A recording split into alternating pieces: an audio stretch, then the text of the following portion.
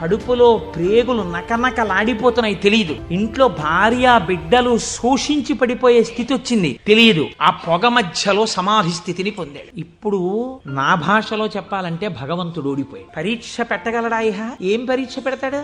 కాబట్టి చూడలేకపోయాడు. అమ్మ బాబోయ్, ఇదెక్కడ భక్తి రాని గబగబా కుబేరుణ్ణి పిలిచాడు. కుబేరా, ఇలా నా పక్కన ఎన్నాళ్ళు నించుంటావు, నాకేం అవసరం లేదు. అడిగో మహానుభావుడు చూసావా, గుగ్గిలం పొగ మధ్యలో కూర్చున్నాడు, పెళ్ళం మంగళసూత్రాలు అమ్మేసి. వెంటనే వెళ్లి ఆయన ఇంటిని బ్రహ్మాండమైనటువంటి అంతఃపురంగా మార్చేయి, భార్యకి బిడ్డలకి భూమండలంలో లేనంత ఐశ్వర్యాన్ని ఇచ్చేయి, ముందు ఉత్తర క్షణం వాళ్ళకి షడ్రశోపేతమైన భోజనం పెట్టు అనేటప్పటికి వాళ్ళ ఇల్లు మారిపోయింది. షడ్రశోపేతమైన భోజనం వచ్చింది. అయ్యో భర్త గారు ఎక్కడికి వెళ్ళారో అనుకుంటోంది ఆవిడ. అశరీరవాణి వినపడింది. అమ్మా, నీ భర్త భక్తి ముందు లొంగిపోయాడమ్మా, శంకరుడు మహదైశ్వర్యం ఇచ్చేశాడు నీకు.